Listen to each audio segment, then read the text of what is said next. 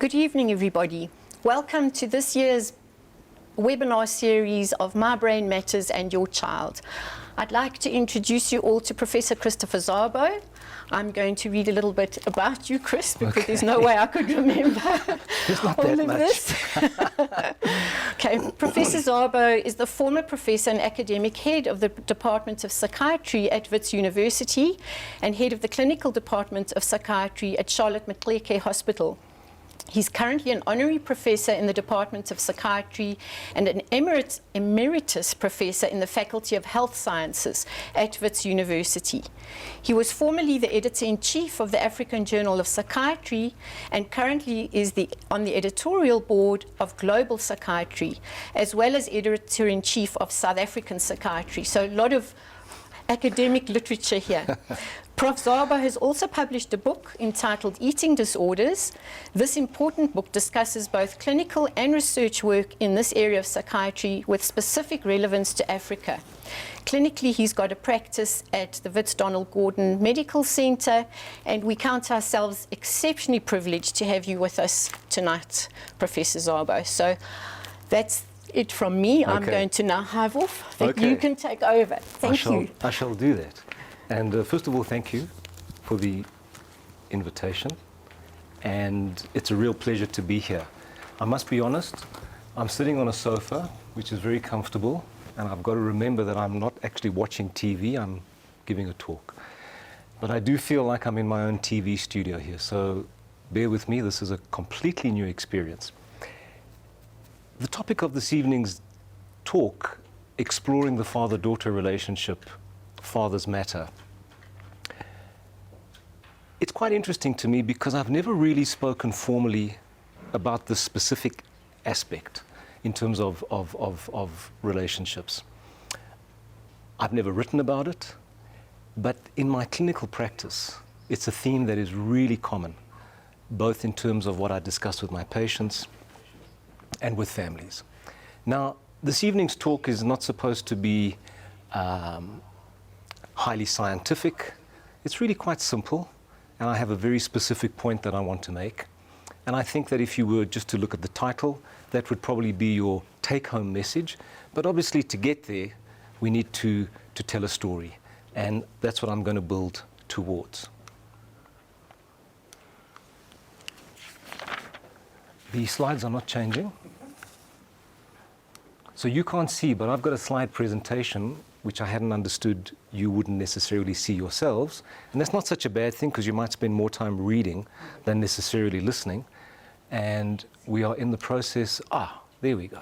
Right, so I just want to make sure that this slide is exactly the next one. Perfect. So I'm going to have to talk on the basis that you can't see what I'm looking at and what I want to... Oh, can you? Can they? Okay. This is what's great about this kind of situation. I'm talking to the production team while they're busy listening to me and guiding me. So what I've done is I've noted several dyads, two people, in terms of parent-child relationships. Mother-daughter, father-son, mother-son, and of course father-daughter. Now the issue is this is not hierarchical. The fact that father-daughter comes last is not necessarily meaning that it's the least important, on the contrary. And I'm not sure that there is a hierarchy here because I think all of these relationships are important. And also just to add that it doesn't diminish other relationships that a child might have. Grandparents, very important. Siblings, aunts, uncles, cousins, peers, broader society. So we're going to obviously focus on the father-daughter relationship. The mother-son is another one that's interesting, and certainly from a psychoanalytic point of view, the Oedipal complex, the Electra complex, to do with fathers and daughters, the Oedipal complex, mothers and sons. So, as I try to navigate the next slide, which is not happening,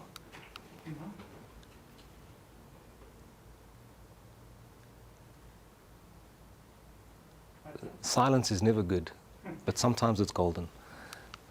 It's still, right, okay, now I need to... Right. So just to clarify what DSM-5 means, that's the Diagnostic and Statistical Manual of Mental Disorders. It's the 5th version. This is from the American Psychiatric Association, and essentially it's a classification system. It's got all the various diagnoses. There is another classification system, and the DSM is psychiatry focused. There's the World Health Organization's International Classification of Diseases in its 10th version, which has all of the medical conditions. So just to get our terms of reference. Now, I think what's important about this particular slide is that it makes reference to other conditions that may be a focus of clinical attention, problems related to family upbringing, and they specify parent-child relational problems.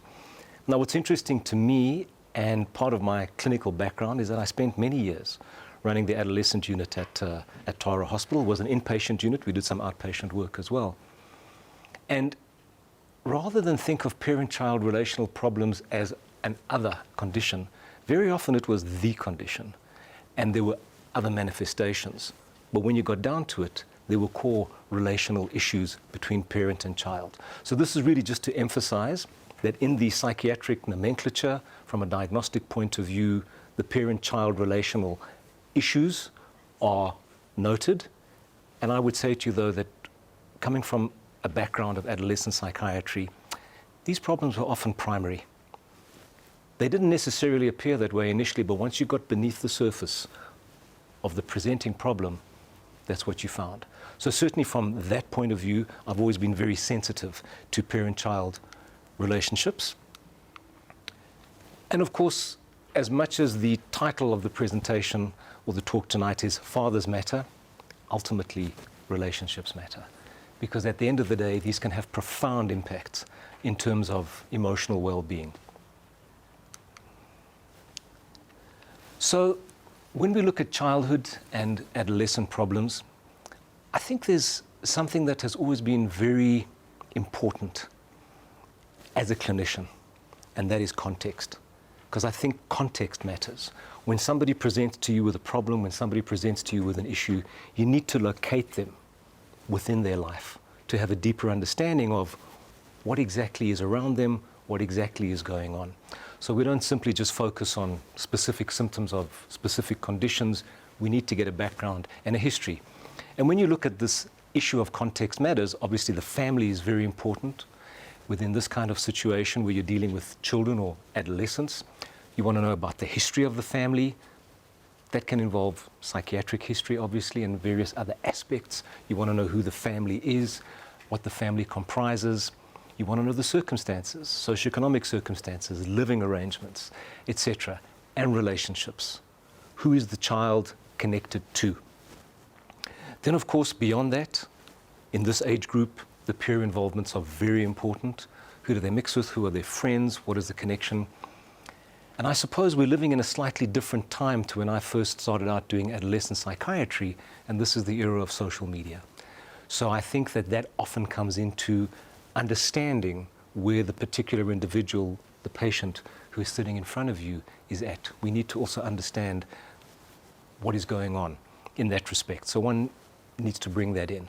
And then, of course, everything is embedded within the society that we live in. The values, the societal values, what's acceptable, what's not acceptable. And of course, each patient who will sit in front of you comes from a very specific culture.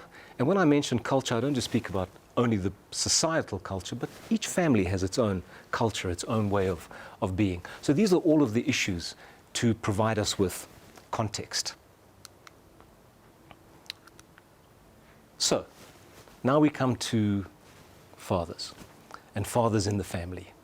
And there's been, and maybe still exists to a large extent, a traditional stereotype of dad as breadwinner, disciplinarian. So a lot of dad's work is almost done outside of the family. It's always been interesting to me that some of the theorists about childhood development and the importance of the mother-child relationship has been based on the work, for example, of John Bowlby, who I understand himself grew up without a father, subject to correction, but that's my understanding. And when you look at these attachment issues and how children attach to parents, the mother-child relationship is always very much in the foreground, as if the father doesn't exist. And I think that to some extent, maybe that was the spirit of the times, the zeitgeist, where the father was a much more external figure and had a very specific role. So in fact, the harder you worked, the less you were home, maybe the better father you were, because you were bringing home the bacon, so to speak. However, times have changed. We live in evolving times. We've got two-income homes, mothers are working, we have stay-at-home dads, and we have parents working increasingly from home, and I think that's been accelerated in the last 18 months to 24 months. So I think I'm just presenting you with a picture of fathers in the family. And let me be clear, everything I say is my perspective and how I understand things. Others may have different perspectives, and obviously if there are questions that will be arising as a consequence or differences of opinion, fantastic, we can have that discussion. Right. Sorry, I'm just fiddling. So we've got fathers in the family, evolution. So I see evolution as opportunity, but I put a question mark, because is it? And I'm going to come to a slide down the line which kind of explores that a bit more. But it's interesting to me, the patients that I see, I often ask one question: do you eat dinner together? And so that's a question that I have actually. How many families eat dinner together? Same meal, at the same time, around the table, no devices. Just people, conversation, sharing, communicating, bonding, cohesion. Because for me, this is very, very, very important in terms of health. I see, because very often, I mean, we're all doing different things. This one's going to school, that one's at university, this one's working, etc. But come dinner time, the family comes together. Everybody sits down to the same meal. You share, you exchange, you argue, you have conflict. That's okay. I don't think conflict is bad. On the contrary, I think it's real. People resolve conflict. Often this takes place around the dinner table. So it's a question I often ask, and what's generally quite astounding to me is that everybody kind of looks at me and says, well. And very often that's not the case at all. So just a question, because I think family cohesion is a very important issue in the health and well-being of the family generally. So where are the fathers? So if you read the media, as I do, there have been several articles in recent times that have kind of caught my eye, because I have an interest in this subject, obviously, and I'll explain that to you in a slide or two. There was an article in the Spectator magazine, and the article was entitled Critical Father Theory. So what was this article about, in a sense? Well, there's actually one sentence in the article which really captures the article. And the article was dealing with youth crime in America. And the author, their theory was, the crime problem is a father problem. And what they were talking about was the absence of fathers. They were making specific reference to the African American, Black American community, but what they noted is that the white community was catching up in terms of fatherless households. So their issue with the absent father was the impact on crime and how one generation bleeds into the next and perpetuates the cycle. Our very own President, Cyril Ramaphosa, in News 24 on Women's Day, spoke about the absentee fathers, absentee fatherhood. His take was more around the fact that from a socioeconomic point of view, this creates huge problems. He did also make reference to the impact that the absent father has on childhood development. So there are concerns about the absent father, obviously not specifically dealing with the father-daughter relationship, but I think as a theme in general, this is something which people are aware of, which is all good and well. And then what? So let me speak briefly about, not necessarily briefly, one could talk a lot about this, absent fathers. Why are fathers absent? Well, obviously death, tragic as it is, would be a major factor. Then there are the fathers who are disengaged. And there are those fathers who are present but disengaged, and those who are not on site, who are disengaged. Sometimes I think of the father in this context as the incidental father. He just happens to be a father. And it always troubled me that they're not connected, they're not involved. There are obviously reasons.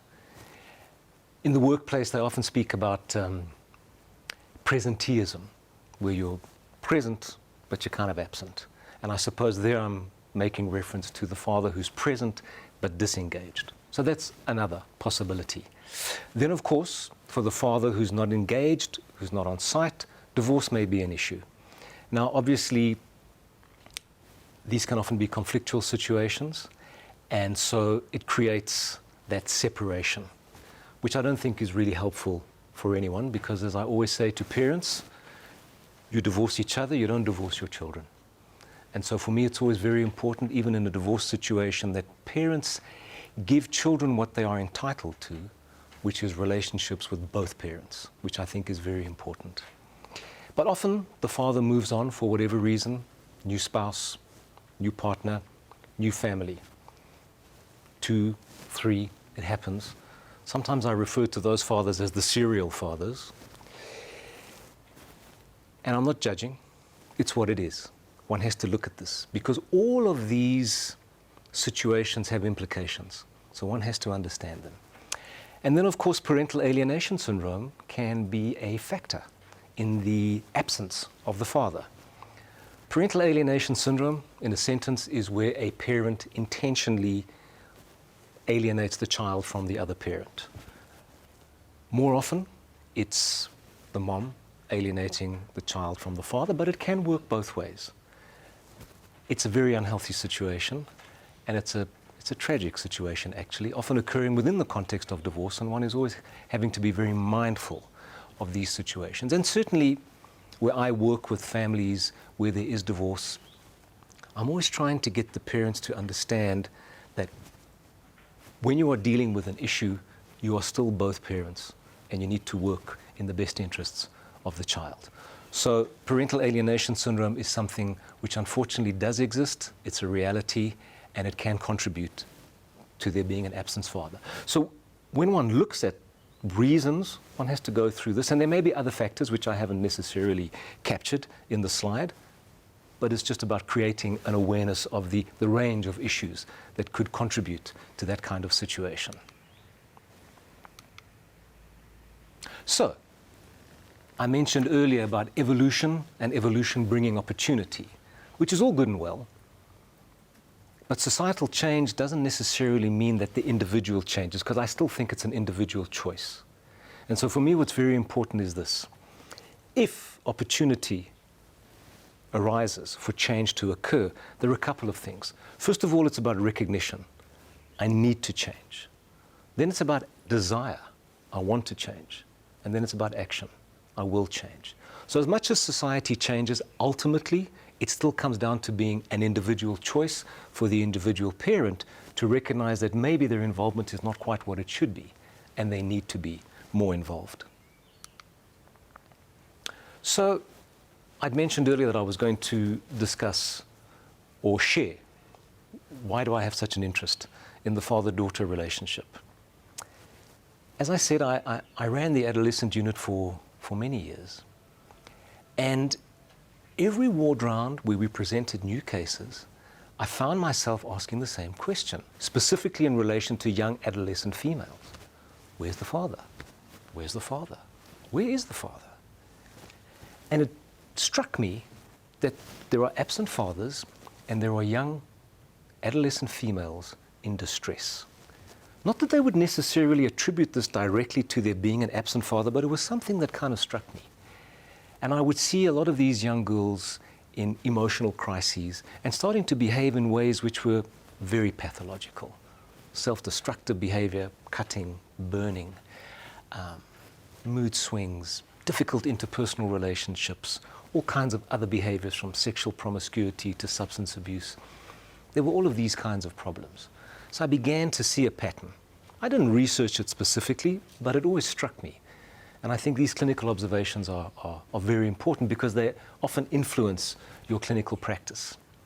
As it so happened, the adolescent unit was attached to the eating disorders unit. So I was running the eating disorders program at the same time.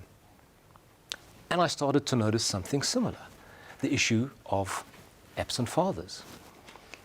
In many respects, when it comes to eating disorders, the dads kind of view it and say, well, mother can take care of that because it involves the daughter. Not so fast. I then came across a book which I found really interesting called Father Hunger, written by Margot Main, and I've got the 1993 issue.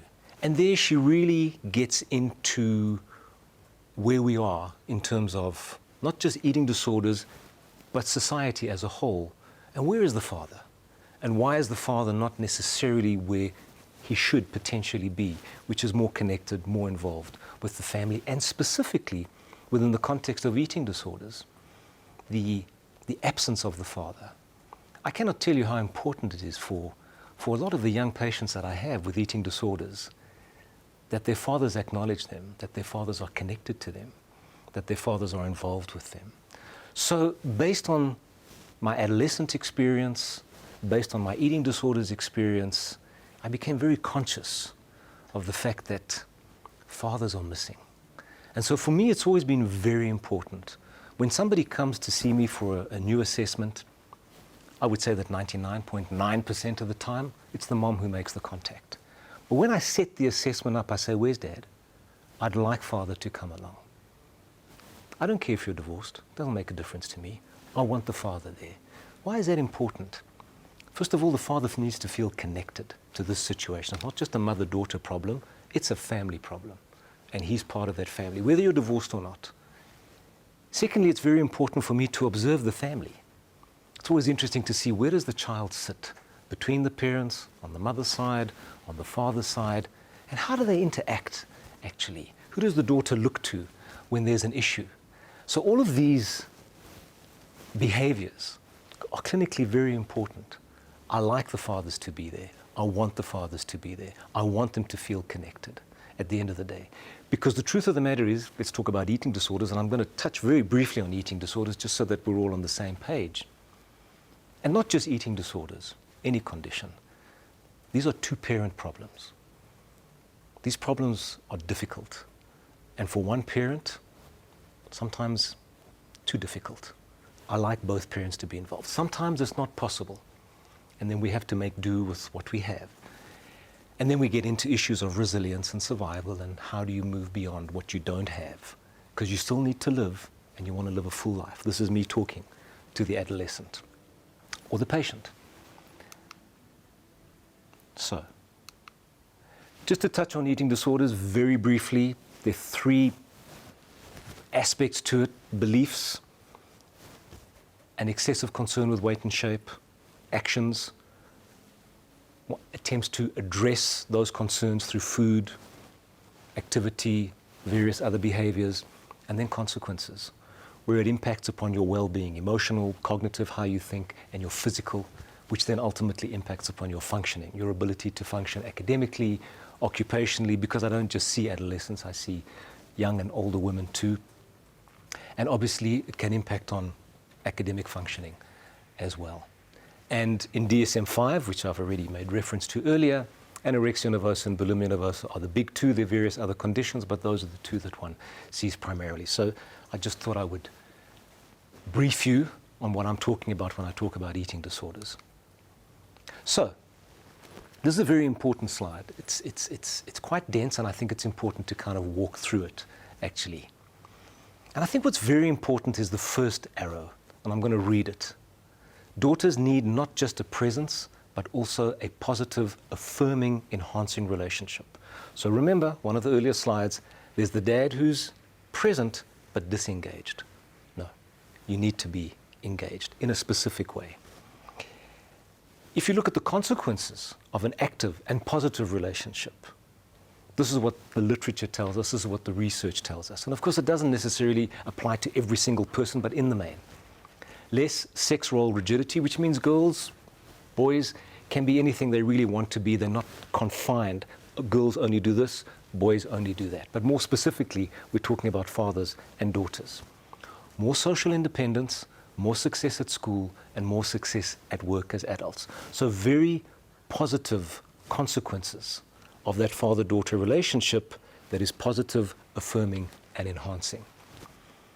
What happens when girls grow up without that close relationship with their father? And this is important because I'm going to throw a curveball at the end. I'm going to bring in something which is maybe not anticipated.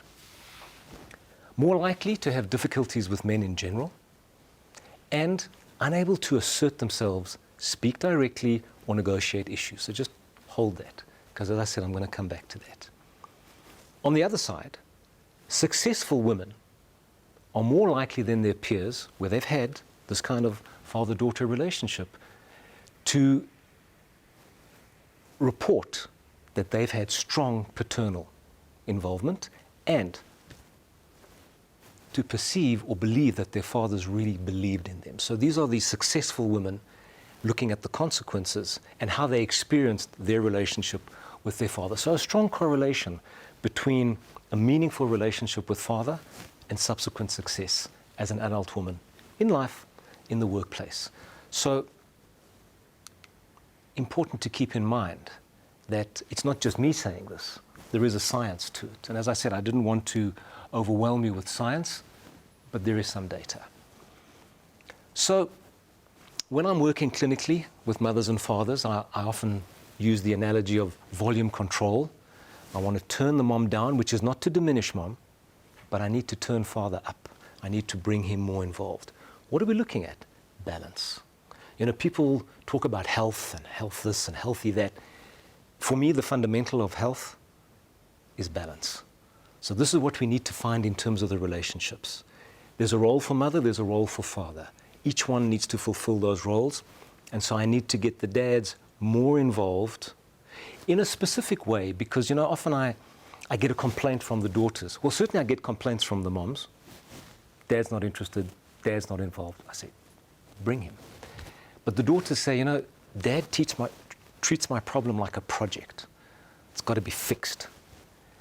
It's not quite like that. Yes, it has to be fixed, but there's a way of going about it. So I think that where fathers involve themselves, it's a learning process for everybody. And I think it's very important. And most importantly, who benefits is the child. And after all, that's what it's about. Is there a role for mothers? Of course there's a role for mothers. They need to facilitate the father-daughter relationship. That's one aspect of it. They've got their own role to play. But today we're kind of focusing on the father-daughter. And as I said, so many of the mothers complain. Not involved, too busy, this, that, and the next. So it's often a bit of an uphill struggle, but we work through that and we try to bring everybody on board so that everybody's connected. And we're all then sitting together working towards, this is in the clinical situation, fighting the problem, but as a team.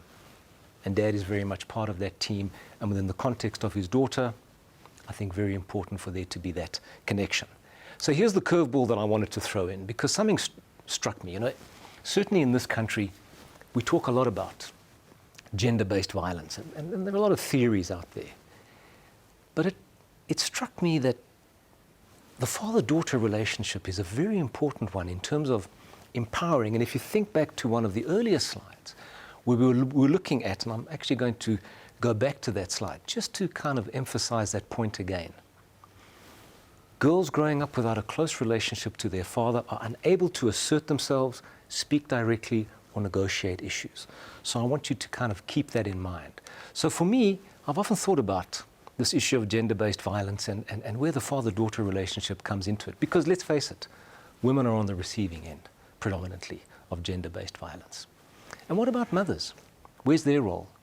Well, it struck me, how are mothers educating their sons? So this is now the mother-son relationship in terms of how you treat women, how you respect women. So I think that the cross-gender roles are very important. We tend to focus very much on mother-daughter, father-son.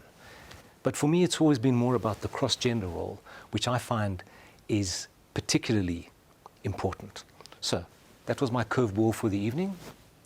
It may evoke some thought, raise some questions. That's how I think about it. And I'm not saying that I've got all the answers, but it's something to consider. So, for those of you who are getting restless, we've come to the end. So I've got concluding comments, which I think are very simple and straightforward. I'm hoping that through what I've said to you this evening, one sees that the role of the father is critical in shaping the psyche of his daughter. Not exclusively, so it's not as if anybody else doesn't exist, only the father, no. But certainly the father has a role to play. And I think what's important is about creating this awareness, creating this understanding, because it's not just about families, but it's also fellow clinicians who need to be very aware of this deficit that often exists in a family situation, and to ensure that when they're working with families, you're working with the entire family. Thank you. Liz? I am back. You're Thank you back. very much, Professor. Yes, we got some questions in on the chat line. Okay. And I believe there are some more that are getting written up. So I'm going to okay. just tell you what came in. Right. One is obviously from a child. Yes. She says, my dad only cares about my school marks and me getting into university. I love him and want to do well, but how do I tell him to back off a bit? He's driving me nuts. You know, I think that's it's a very real problem that I encounter in many of my patients, this issue of performance. And it creates a huge amount of anxiety.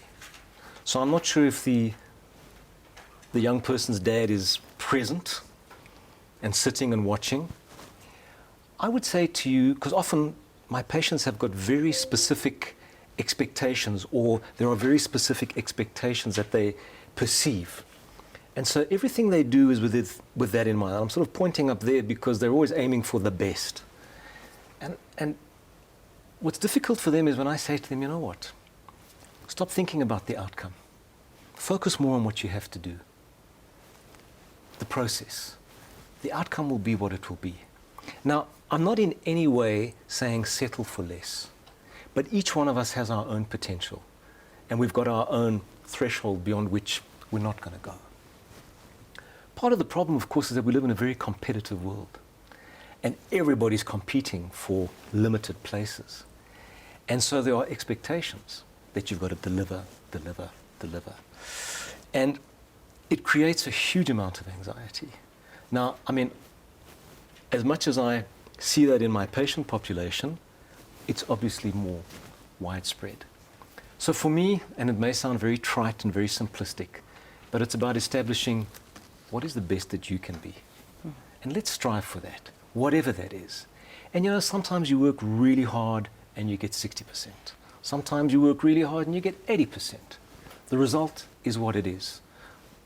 The only thing that I say to you that I might realistically expect of you is 100% effort. So when we talk about 100%, let's focus on effort and let the results be what they are. So I'd like to say to this youngster, I understand where you're coming from. I understand the pressure. And I think it's important that there's a frank discussion. And it's not a discussion that should exclude mom. I think that's a family issue. And one needs to, you know, earlier I spoke about values, that each family has their own values and their own culture. One has to look at this and understand how is it best dealt with, but we've got to put it out there. And we have to have a frank discussion without fighting, without conflict. Just understanding, listening, and thinking, okay, my child is struggling actually. I hadn't realized that. What are we going to do? I see we have another question. There we go. In fact, a couple have come in. Yes. How do you get a father to move from treating their daughter's problem as a project to seeing their daughter? Well, first of all, one has to have a conversation with dad. So I think that very often the problem is not seen by the father as something that they need to be involved in. It's something that needs to be fixed. And so, let's say dad is in senior management. I mean, they're used to issuing instructions. This is what we've got to do. That's how it's going to work. Boom, boom, action. Here we're dealing with emotional issues. We're not dealing with a building project. This building has to go up in 6 months. And by the way, that plastering doesn't look particularly good. Sort that out. So I think that often what is difficult, and again I'm stereotyping, for men is to really experience the emotional distress. And very often, and I'm not saying it's always the case, and I don't want people to think that I'm saying that illness is attention seeking. But you know, there's a communication in distress that needs to be understood. So for example, with anorexia nervosa, people often ask me, what's the cause? And I say, well, you know, as many patients as I treat, that's as many causes as I find. Because everybody has a story. And the body is a very powerful way of communicating. So it's not verbal, it's physical. What's the story? What are you trying to say? And very often you get into the issue of, my dad doesn't see me, my dad's not interested in me, my dad views me as a project that's got to be fixed.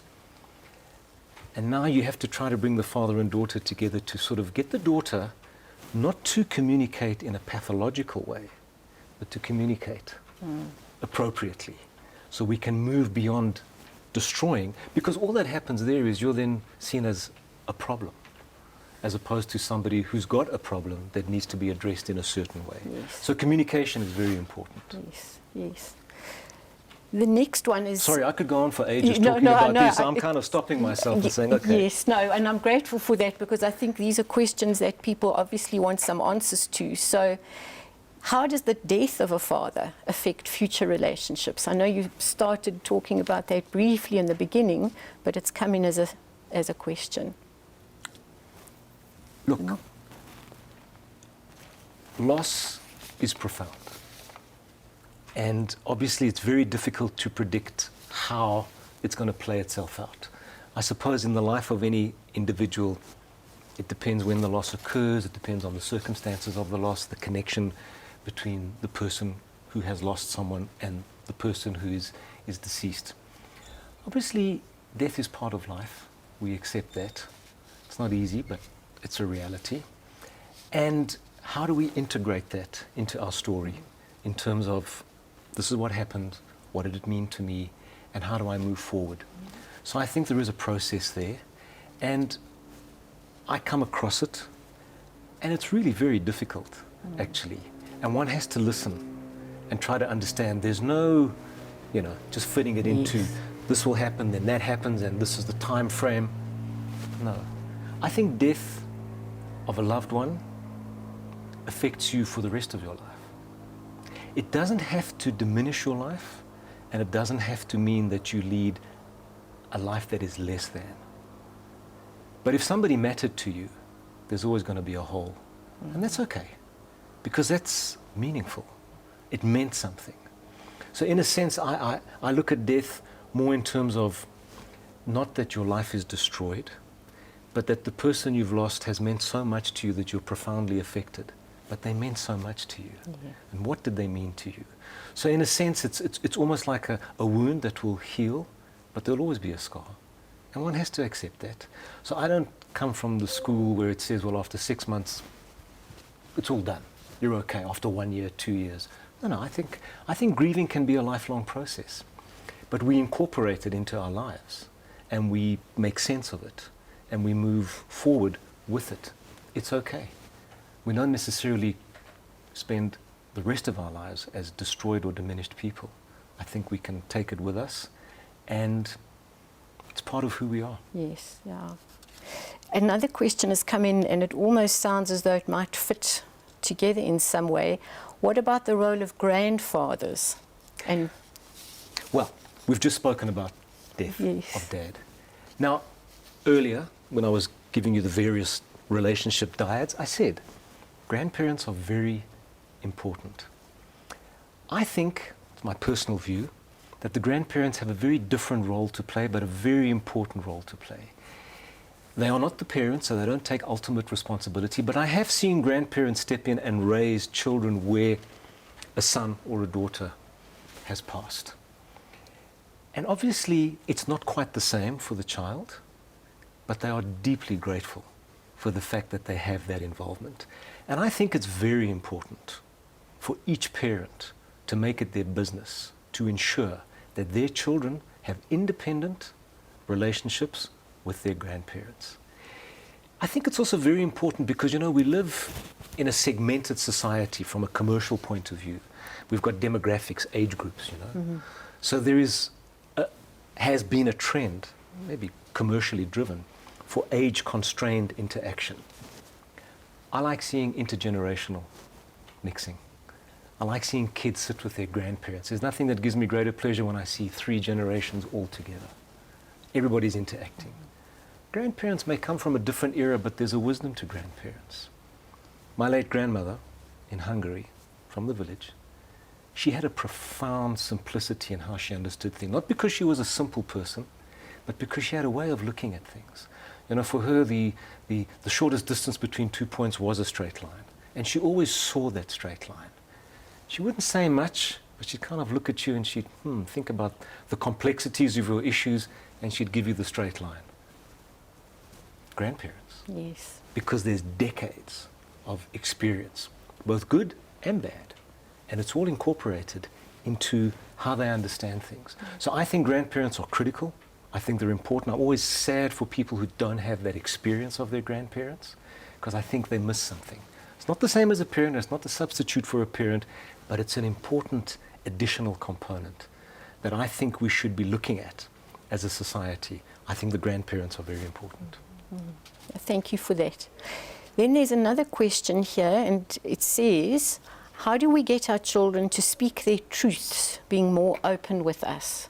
I don't know if the question came from a mom or a dad. Well, it's just a question. It doesn't really matter, because I think it's a yes. very important question, and it comes back to the issue of communication. I think what's important is to be able to speak without fearing conflict and without fearing being judged, but just being heard. And I think it's very difficult for parents, because when there's a problem, parents do want to fix it.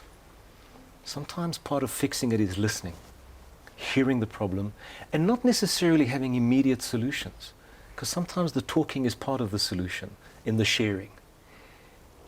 And one can quickly jump to, well, if I was you, this is what I would do, and that's how it should be. Let's hear, and let's listen. And maybe instead of bringing up or posing solutions, ask questions. Sometimes in talking and with the right kind of questioning, you bring the child to their own understanding of how the problem should best be dealt with. Just through the probing and the questioning, well, what would you do? Well, what do you think is right? How do you think we should deal with this? And finding your way into the situation. I mean, there are certain situations, I suppose, that do call for a more definitive intervention. But a lot of the time, it all starts with listening. And I think that's important. And for the person who shares to understand that no matter what they do, no matter what has happened, I will listen to you because you are my son, you are my daughter, you are my child. I love you. I might not be happy with you. You'll know. But I will hear you. And we'll have that discussion. Mm-hmm. So a difficult situation doesn't have to be a conflictual situation. Very often that's what happens. It kind of degenerates into he said, she said, you, this, that, and then everybody goes their separate ways. So I think it's something which one has to really consciously be aware of. And we're all human, so we all snap. But if we do, we go back and say, hang on a sec. I know I lost it there. Let's start again. Let me hear. And I'm not necessarily going to be happy with what I hear, but I want honesty. Because if I don't get honesty, I can't help you. And the one thing I say to all of my patients, nobody can be angry with an honest expression of distress. But where parents get angry is when they find out what has happened that's been withheld. Because then we touch on something fundamental, trust, and the loss of trust. So I think what's very important is that there is that honesty. Mm-hmm. And I tell you, time and time again, I'm saying to my patients, be honest. To the parent, listen. Yes. And let's see where we find ourselves. And then we'll take it from there. Yes. Then another question here, and this is, how can mothers help fathers not see their daughters as projects? Yes, I mean, that is obviously, I'd like to be able to offer you a nice 3-step solution. You do this, and then that, and then the next thing, and we're there. I think it's important to highlight to the father, you're treating your daughter as a project. What are you talking about? I love my daughter. I want what's best for her. I want this to be okay. We want it to be okay, and it will be okay. But you need to hear her, you need to listen, And you need to understand that there's a process. This is not a ABC and everything is okay. One of the issues, of course, in a lot of this is the issue of time. Things take time. I think we live in a world where we identify the problem, there's always a solution, look at technology, we fix it. Move on to the next thing. These are not those kinds of situations. Sometimes things change quickly. Simple interventions can have profound consequences. But the truth of the matter is that more often than not, and I say it, recovery, treatment, it's a process, it's not an event. So it doesn't just happen. So just because I identify that somebody has a problem which I can diagnose, okay, that's the first step. Now we've got to get into that and say, right, where do we go from here? And it's a process. So I think that starts with a frank discussion. Not an attack, not an accusation. You treat your daughter like a no, don't do that. That's going to alienate. You've got to find a different way to get into the system of the person and have the discussion.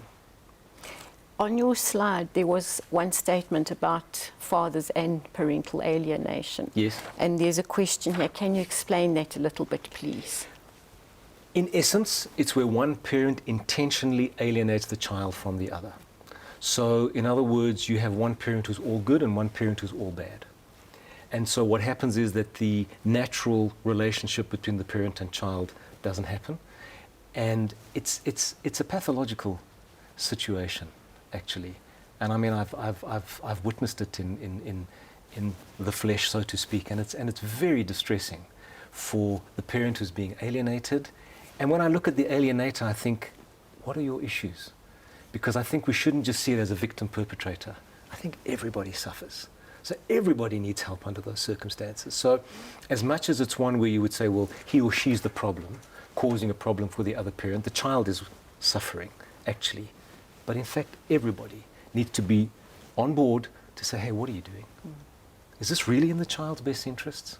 Can somebody be all bad in the way that you're portraying to the child? Because this is what gets said to the child. Hence, the child gets alienated from the parent. So it's something which exists, and it's a situation that involves all parties and needs to be dealt with in that way. Okay. And then the last question, you mentioned in your book, actually, something about father hunger.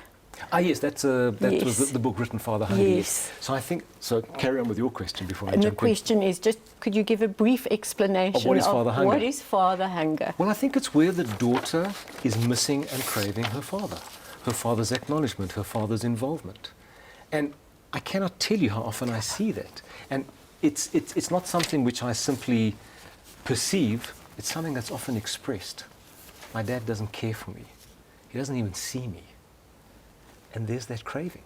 So it's like, you know, if you're short of oxygen, you just look at it that way. Yes, yes. So that wasn't the last Okay, that's question, fine. actually. Some more have come in. Yes. How do we work on improving the confidence of a daughter caused by an absent father? That's an interesting one. Well, first of all, we have to acknowledge that what isn't present is not necessarily coming. So we have to make peace with the fact that there is no father figure. And then we really have to start working on the daughter herself as an individual. Is she only who she is because of a father? Now, of course, I would say it's very important. But what happens when there isn't? Are there other male figures who could potentially compensate within the family? And sometimes there aren't. So then we really have to say that in spite of, we have to move forward. And how do we do that? And then that is the work with the child in terms of understanding who they are and for them to understand what they are, what they're about. Because at the end of the day, they will have features, they will have characteristics that are really fine and need to be emphasized. And we need to really work on those, but we don't ignore what's missing. But in the same way as we have loss and death, we kind of incorporate that in. And we try to make it integral to who the person is. Yes, my dad's not around. I'm sad. I wish he was. However, I've still got to live. Because very often, even when dad is around and he doesn't connect, what do you do? Does your life then fall apart? It could. It could if it's kind of just like that. But I think where these kind of problems do exist, one works with that. And one works with the individual to say, okay, how do we move forward? Let's accept that. I don't accept that, but it is what it is. So what are we going to do?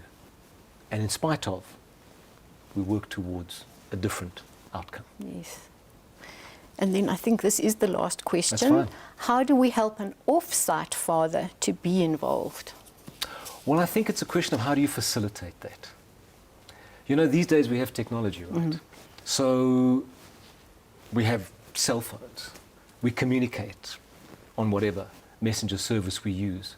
So there are ways of bringing off-site fathers into the life of. And we also have to make the off-site father appreciate that there is a role for them. So I wouldn't know what the circumstances are of the father being off-site. I mean, it can be, for example, that dad has to work elsewhere to earn a living. So he's an off-site father. Okay. But he hasn't walked away from the family, he's trying to support the family. And I've seen that too. And it does have an impact. But that's where technology comes in. That's where working towards being together is very important. Like, I will see my dad again. When am I going to see him? But I think very important in that is reliability. If you're going to be there, be there. There's nothing worse than disappointment. Dad didn't pitch up. Devastating. Yeah. Anyway, it's on a pessimistic note. I don't want to end on a pessimistic note. No, well, Professor, thank you. I know it's very strange, keep having to look at a camera, Yeah, sure. but thank you really very, very much. I'm hoping that we've answered the questions. We did have a bit of a technical glitch, so I've asked people to send in emails, so I might actually email you a whole lot of questions as well. Sure. But I would like to thank you very, very much, because I think the role of the dad is often hidden in the mist sometimes of relationships, because moms play so much of a more visible role very often. Yes. And yet dad is equally as important, and sometimes possibly more important. Well, you know, depending on the circumstance. Yes, so this is again coming back to the issue of balance. Yes. How does everybody involve themselves in an appropriate way? Yes. So that's key. Yes, yes. So as a dad, thank you for giving up some time with your family tonight to join us here and helping us deal with our young ladies and their moms and their dads. Thank you very much. Okay. Thank you all, and good night. Good night, yes.